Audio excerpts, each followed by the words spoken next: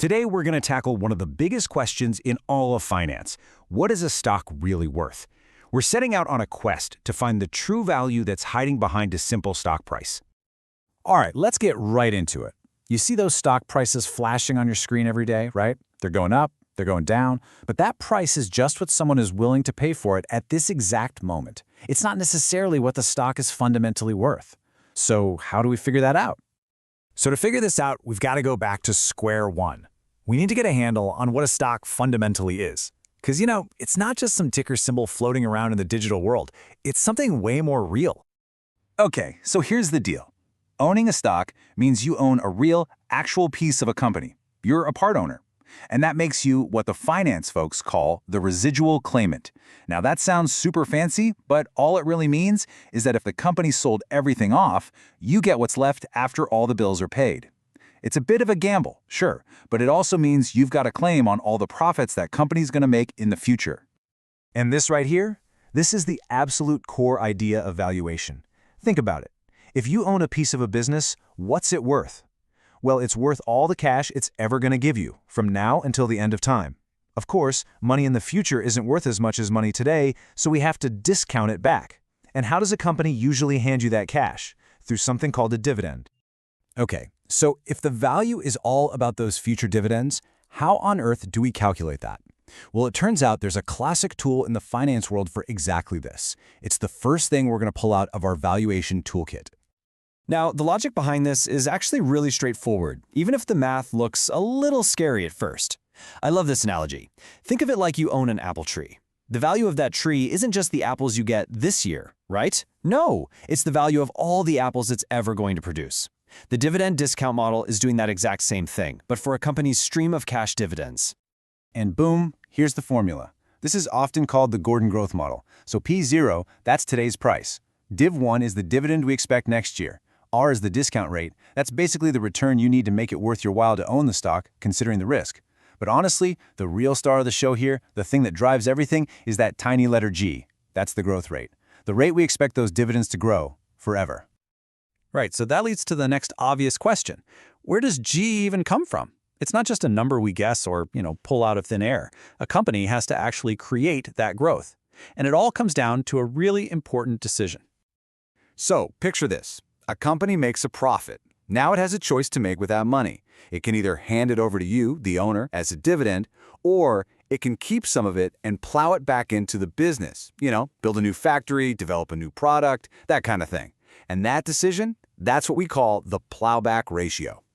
And here's where it all connects, which I think is so cool. That growth rate G isn't some mystical force. It's just two things multiplied together. The percentage of earnings the company reinvests, that's B, times how profitable those investments are, which we call return on equity or ROE.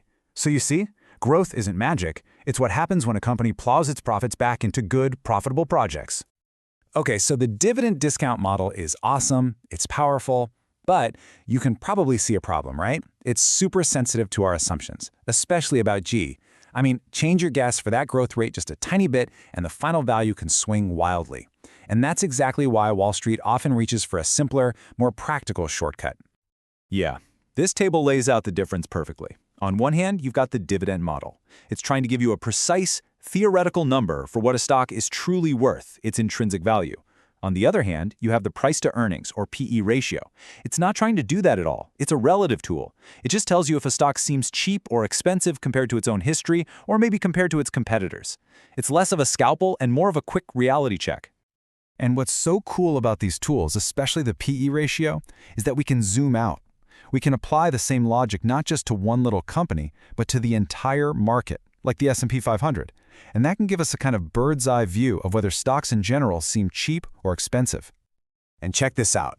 This chart really tells a story. If you look back through history, the market's PE ratio is typically hovered around, let's say, 16. But then you get these crazy moments, like the peak of the dot-com bubble when it shot all the way up to 44. So where are we today? Well, we're sitting above 20. So just looking at it through this historical lens, yeah, you could say things look a little on the pricey side. So, that's the big one, isn't it? The multi-trillion-dollar question. Is the market overvalued?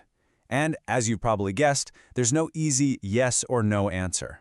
that PE ratio, it's a really important clue, but it doesn't give us the whole picture.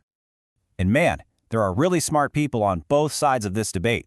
You've got the bulls who'll say, hey, today's high PE makes sense. They'll argue that it's cheaper to trade now and that companies are giving cash back to shareholders through buybacks, not just dividends, so things are better than they look. But then you have the bears, and they'll point right back to history and say, whoa, hold on. Every time we've seen high PEs and low dividend yields like this, it's usually been followed by some pretty blah returns. Look, the big takeaway here isn't that you're supposed to become some kind of market timing genius. That's a fool's game. The real point is to have a framework, a way of thinking about value for yourself. That's what lets you tune out all the noise and stop making decisions based on fear or hype. And if you want a perfect example of hype, you have to see this. Check out this quote. This wasn't some random blog post. This was on the cover of Business Week, a huge financial magazine, back in 1979. They literally declared the death of equities, saying stocks were basically a thing of the past.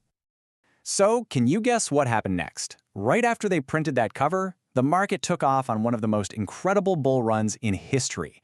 I mean, anyone who read that got scared and sold their stocks. They missed out on decades of absolutely life-changing growth. And that is the most important lesson of all.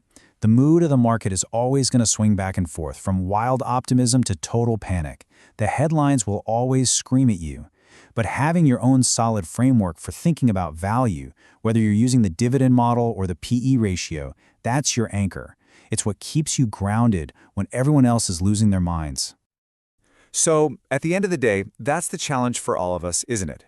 It's not about finding some magic formula that always works. It's about building the right mindset. Hopefully now you've got a few more tools in your belt. The real question is, in a world that is just screaming with constant noise, how are you going to find the signal? Thanks so much for watching.